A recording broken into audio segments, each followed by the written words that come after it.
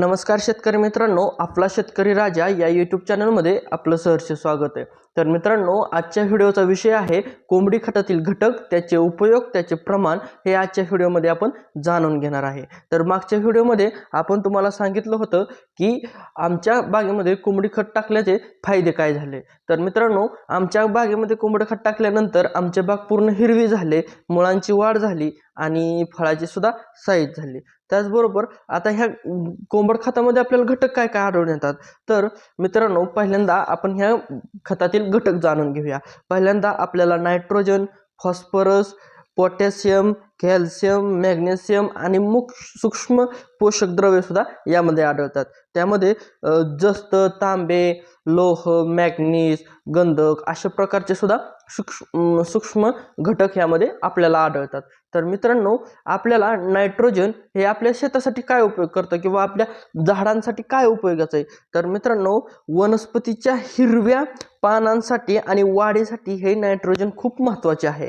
त्याचं प्रमाण हे आपल्या कोंबडी खतामध्ये 4.55 ते 5.46% इतके आहे। तर मित्रांनो, त्यानंतर आपण जाणून घेऊया फॉस्फरस।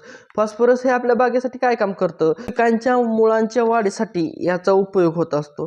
तर मित्रांनो, याचं प्रमाण हे कोंबडी खतामध्ये किती आहे, तर याचं प्रमाण 2.46 ते 2.82% हे एवढे प्रमाण ह्या फॉस्फरसचे कोंबडी खतामध्ये आहे। पोटॅशियमचा अभ्यास केला तर पोटॅशियम आपल्या बागेसाठी किंवा आपल्या झाडासाठी काय काम करतं, तर पोटॅशियम हे पिकांना रोगप्रतिकारक शक्ती वाढवण्याचं काम करतं आणि पिकांच्या विकासासाठी सुद्धा मदत करतं। त्याचं प्रमाण हे कोंबडी खतामध्ये किती, तर पोटॅशियमचं प्रमाण हे कोंबडी खतामध्ये जवळजवळ 2.2 ते 2.32 एवढे आहे। तर मित्रांनो, त्याचबरोबर आपण कॅल्शियमचा जर विषय घेतला तर कॅल्शियम हे आपल्या फळांच्या वाढीसाठी, बागेच्या वाढीसाठी आणि आपण जर पेरूचा विचार केला तर पेरूच्या गोल आकार देण्यासाठी किंवा त्याची साईज होण्यासाठी आपण कॅल्शियम सोडत असतो आणि पेरूची क्वालिटी वाढण्यासाठी कॅल्शियम आणि बोरॉन सोडत असतो। पण कॅल्शियमचा विषय घेतला तर आणि याच पिकांसाठी हे आपलं कॅल्शियम महत्त्वाचं ठरत असतं। तर या कोंबडी खतामध्ये हे कॅल्शियम किती प्रमाणात आहे, कॅल्शियमचं प्रमाण 4.52 ते 8.15% इतके प्रमाण हे कॅल्शियमचे या खतामध्ये आहे। त्याचबरोबर आपण मॅग्नीजचा वापर आपल्या पिकांसाठी किंवा आपल्या बागांसाठी कसा होतो, तर पानांमध्ये क्लोरोफिलचं प्रमाण वाढवण्याचं काम हे मॅग्नेशियम करत असतं।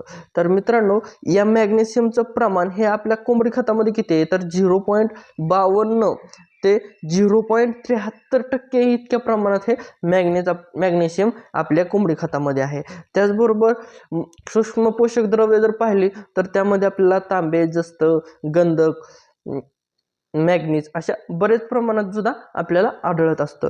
त्याचबरोबर जर या कोंबडी खताचा अभ्यास केला किंवा विचार जर केला तर आपल्याला हे वापरायसाठी खूप साधं आणि सोपं आहे। तर आपण हे कोंबडी खत जर वापरलं आणि जर कोंबडी खत टाकल्यानंतर आपण ज्यावेळेस बाग असते आपल्या बागेच्या वयानुसार किंवा झाडांच्या साईजनुसार आपल्याला हे कोंबडी खत वापरायचं आहे।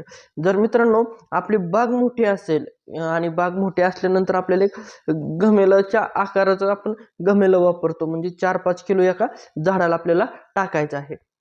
त्याचबरोबर आपण जर बारक्या रोपांना जर अभ्यास केला तर त्यांना किती आपली ओंजळ जी असते हाताची, त्या ओंजळीच्या मापानं आपल्याला ते कोंबडी खत हे बारक्या रोपांना टाकायचं आहे। पण हे कोंबडी खत वापरत असताना आपल्याला एक गोष्ट लक्षात ठेवायची, ते पूर्ण झाकायचं आहे। जर आपण ते झाकलं नाही तर त्यातलं नायट्रोजन किंवा त्यातले काही बरेचसे घटक हे उडून जात असतात। तर मित्रांनो, यासाठी आपल्याला ते पूर्ण झाकून घ्यायचं आहे किंवा ते बुजवून टाकायचं आहे। बुजवल्यानंतर आपण काय करतो, त्याला थोडंसं पाणी सोडतो। तर त्याला पाणी न सोडता त्याला पूर्ण पाण्याने असं गार करून घ्यायचं की जेणेकरून त्या पाण्याचं असं पूर्ण गार झाल्यानंतर त्याने आपली वाफ न धरली पाहिजे, अशा पद्धतीनं हे पूर्ण गार करून घ्यायचं आहे।